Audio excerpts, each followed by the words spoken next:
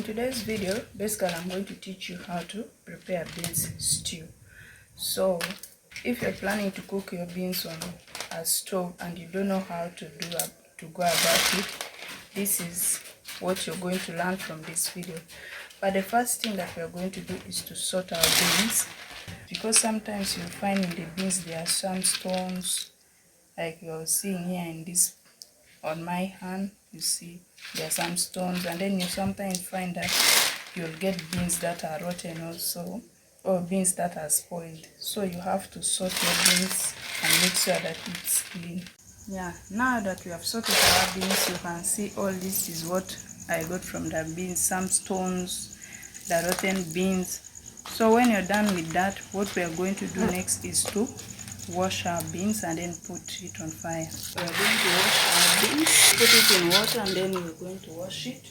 And then if you're cleaning your beans, you must have put your water for boiling the beans on fire so that it can boil. Now wash my beans and it is clean. So now that our water has boiled, then what you're going to do is to put your beans.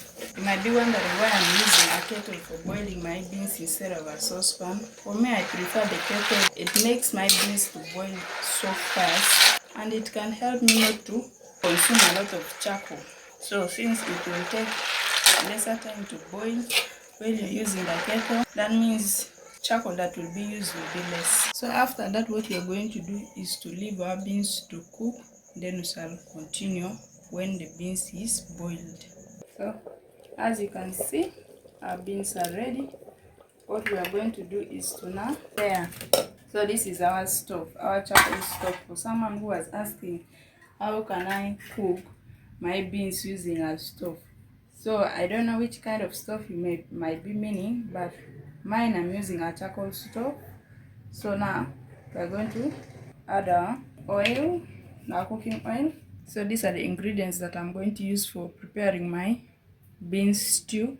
I have my onions, green pepper, garlic, and then carrot. So what we are going to do is to put our onions and then we fry. Now we are going to add our tomato paste to the onions. Then we add our green pepper, carrot, garlic. We add some black pepper, curry powder, and salt. This is it. You can see how thick it is. So you can either eat it with chapati or garlic also. What do you prefer to eat your beans stew with? So if you like what you're seeing, you can comment, like, subscribe, and don't forget to tell me where you're watching from. Thank you.